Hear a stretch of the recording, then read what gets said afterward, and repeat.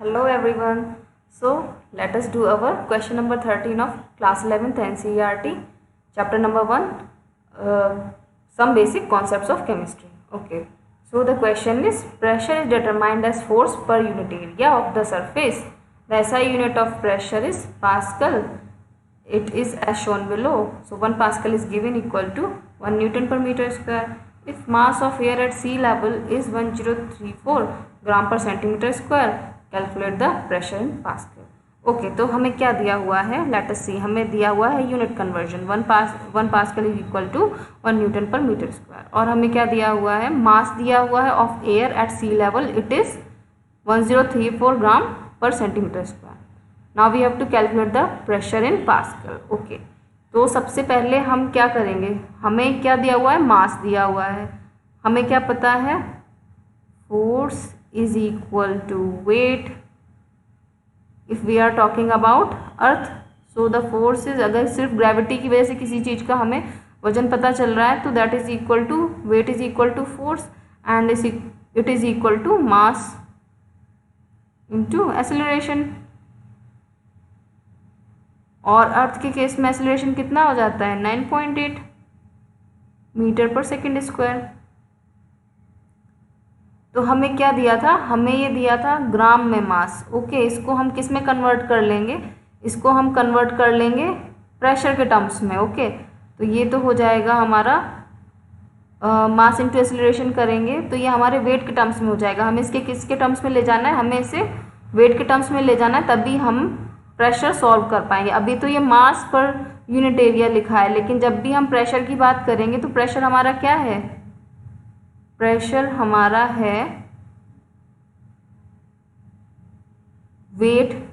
In case of earth gravity की बात होगी तो वेट पर यूनिट एरिया, या फिर इन जनरल टर्म्स कहेंगे तो force per unit area. Okay, तो अब आपको ये समझ आ गया होगा कि हमें सिर्फ मास पर यूनिट एरिया दिया हुआ था, सिर्फ हमें मास पर यूनिट एरिया दिया था, उससे काम नहीं चलेगा। हमें क्या चाहिए, हमें चाहिए वेट पर यूनिट एरिया। तो वेट, हम मास से वेट कैसे बनाते हैं, मास को एक्सेलरेशन से मल्टीप्लाई कर देते हैं तो हमारा वो वेट बन जाता है। एक्सेलरेशन अर्थ की वजह से कितना होगा, 9.8 मीटर पर सेकेंड स्क्वायर। तो चलिए हम इसको बना लेंगे अब वेट के टर्म्स में। Okay, so late me right it here.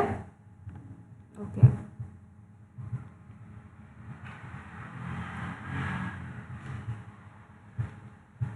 अब हमारे पास क्या हो जाएगा, इन टर्म्स ऑफ प्रेशर,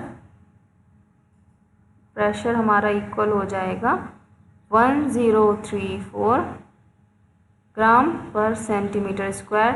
ठीक है, तो ये तो आपका मास था। अब इसमें हम एक्सेलरेशन मल्टीप्लाई कर रहे हैं। एक्सेलरेशन कितना है, 9.8 मीटर पर सेकेंड स्क्वायर। ठीक है, तो ये हमारा प्रेशर बन गया ना। Okay, let me write, pressure is equals to weight. Okay, मैं आपके लिए वेट लिख देती हूँ, यहाँ पे आपको फोर्स लिखना चाहिए। Weight is a special case of force per unit area. ठीक है, तो हमें किस टर्म्स में गिवन था, हमें मास पर यूनिट एरिया गिवन था, मास पर यूनिट एरिया। लेकिन हमको चाहिए क्या था, हमको चाहिए था वेट या फिर फोर्स पर यूनिट एरिया, तब हम प्रेशर के टर्म्स में उसे लिख सकते थे। तो इसके लिए हमने मास को कन्वर्ट कर दिया है वेट में। मास को वेट में कैसे कन्वर्ट करते हैं, मास को हम वेट में कैसे कन्वर्ट करते हैं, एक्सेलरेशन से मल्टीप्लाई करके। तो हमने मास में एक्सेलरेशन का मल्टीप्लाई कर दिया और हमें प्रेशर के टर्म में मिल गया हमारा इक्वेशन। ठीक है, तो अब इसके अंदर डिफरेंट डिफरेंट यूनिट्स हैं, अब हम इनको सॉल्व करेंगे। ठीक है, इनको हम सॉल्व करके हमें देना है किस टर्म्स में, पास्कल के टर्म्स में। ओके, तो अब हमने पास्कल के टर्म्स में कन्वर्ट करेंगे। तो उसे कन्वर्ट करने के लिए हम सबसे पहले क्या करेंगे, ओके, तो हम स्टार्ट करते हैं। यहाँ पे मीटर पर सेकेंड स्क्वायर है तो माइनस का साइन लगाना है। Okay, so let us start.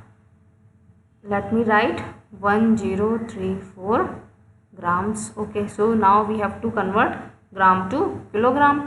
ठीक है, इसको हम 9.8 मीटर पर सेकेंड स्क्वायर लिख देंगे और ये रहा हमारा स्टार्टिंग।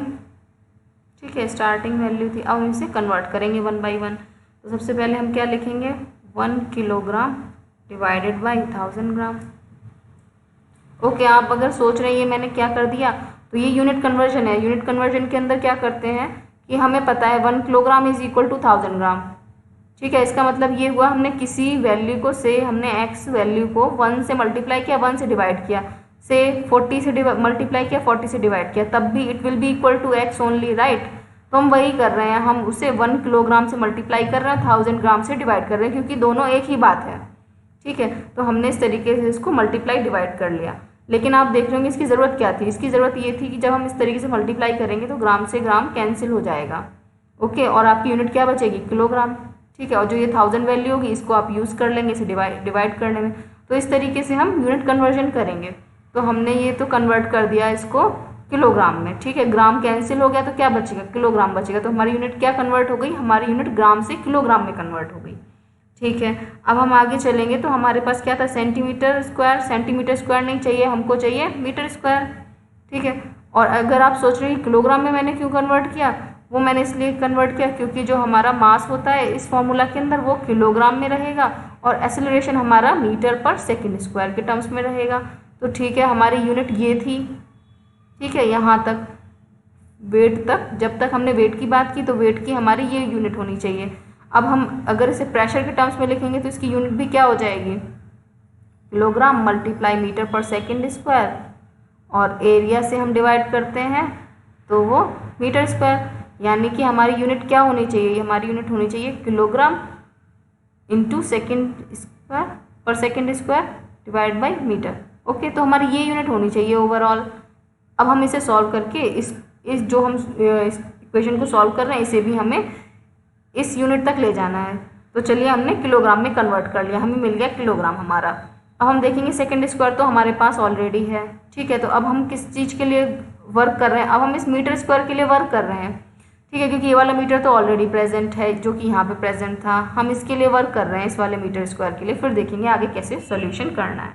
तो हम क्या लिख सकते हैं, हम लिख सकते हैं 100 सेंटीमीटर, क्योंकि हमें सेंटीमीटर काटना है इसलिए हम सेंटीमीटर को ऊपर रखेंगे और मीटर को हम रखेंगे नीचे 1 metre. Okay, so I hope यहाँ तक आपको क्लियर होगा कि सेंटीमीटर ऊपर क्यों है, मीटर नीचे क्यों है। सेंटीमीटर ऊपर इसलिए क्योंकि अब ये हमारा सेंटीमीटर स्क्वायर कट जाएगा हमारे सेंटीमीटर से। ठीक है, इसलिए हमने इसे ऊपर नीचे रखा था और हमें क्या मिल जाएगा, मीटर स्क्वायर हमें मिल जाएगा डिनोमिनेटर में। ठीक है, सेंटीमीटर स्क्वायर की जगह। तो ये कर दिया हमने यूनिट कन्वर्जन। अब हमारी यूनिट क्या आ गई, अब हमारी यूनिट आ गई है 1034। हमारे पास multiply 9.8 multiply 100 multiply 100 divided by 1000। Okay, हमारे पास क्या क्या बचा, सेंटीमीटर स्क्वायर हमारा कैंसिल हो गया, नीचे हमें मिल गया है मीटर स्क्वायर डिनोमिनेटर में, और हमारा किलोग्राम में कन्वर्ट हो गया है ये, और ये हमारा मीटर में हो गया है, और ये हमारा सेकेंड स्क्वायर में है। तो ठीक है, अब हमें कौन सी यूनिट मिल गई। अब इस यूनिट को हम क्या लिख सकते हैं, इस यूनिट को हम लिख सकते हैं, हमने यहाँ से सॉल्व करना स्टार्ट किया था, राइट, हमने यहाँ से सॉल्व करना स्टार्ट किया था। इसको हम लिख सकते हैं न्यूटन, क्योंकि हमें पता है ये न्यूटन होता है। ठीक है, तो आप ऊपर आप क्या लिख देंगे, न्यूटन लिख देंगे। यूनिट ये आप न्यूमेरिकल वैल्यू तो आप खुद से सॉल्व कर ही लेंगे, साथ में आपको यहाँ पे क्या करना है, ये आपका क्या बन गया, इतना वैल्यू आपका बन गया न्यूटन, राइट, और नीचे है मीटर स्क्वायर। इसको मैंने न्यूटन कैसे लिखा, क्योंकि हमें पता है जो फोर्स होता है उसकी यूनिट ये होती है, और इसको हम न्यूटन भी लिख सकते हैं, इसलिए मैंने यहाँ पर इसको न्यूटन पर मीटर स्क्वायर लिख दिया। और न्यूटन पर मीटर स्क्वायर हमारा क्या होता है, 1 पास्कल के इतना होता है, तो इसकी हम यूनिट आगे चल के पास्कल लिख देंगे। ठीक है, तो अब हमें सिर्फ न्यूमेरिकल वैल्यू को सॉल्व करना है, बाकी हमारा सॉल्यूशन हो चुका है। तो चलिए इसको भी क्विकली सॉल्व कर देते हैं हम। ओके, सॉरी, यहाँ पे सिर्फ 3 ज़ीरोज़ आपके कैंसिल होंगे, 4th ज़ीरो आपका कैंसिल नहीं होगा। Okay, so late me right it again. तो हमारे पास यहाँ पे क्या था, यहाँ पे था 100, हम इसको डिवाइड कर रहे थे। ठीक है, तो इसको हम कैंसिल कर देंगे, तो नीचे के तीनों ज़ीरो चले जाएंगे, ऊपर के भी 3 ज़ीरो जाएंगे और 1 ज़ीरो हमारा बच जाएगा। ठीक है, फिर बचेगी ये वैल्यू 1034 मल्टीप्लाई 9.8 मल्टीप्लाई 10, इतना हमारा आंसर आ जाएगा। चलिए मैं इसको यहाँ पे इस जगह पे सॉल्व कर देती हूँ। तो ये हमारी वैल्यू निकल के आएगी 1.013332 मल्टीप्लाई 10⁻⁵ पास्कल। ओके, तो मैंने इसको क्या कर दिया है, मैंने इसको साइंटिफिक टर्म्स में लिख दिया है, 10⁵ के टर्म्स में लिख दिया है। ओके, आई होप इसको सॉल्व करने में आपको कोई दिक्कत नहीं होगी। यहाँ तक ही सॉल्व करना मेन था, अगर आपने यहाँ तक कर लिया है तो आगे आप अपने आप कर लेंगे। ओके, अगर फिर भी आपको कोई डाउट्स हो तो आप कमेंट बॉक्स में डाउट्स लिख सकते हैं। Thank you for staying tuned. Let us see you in the next question answer session.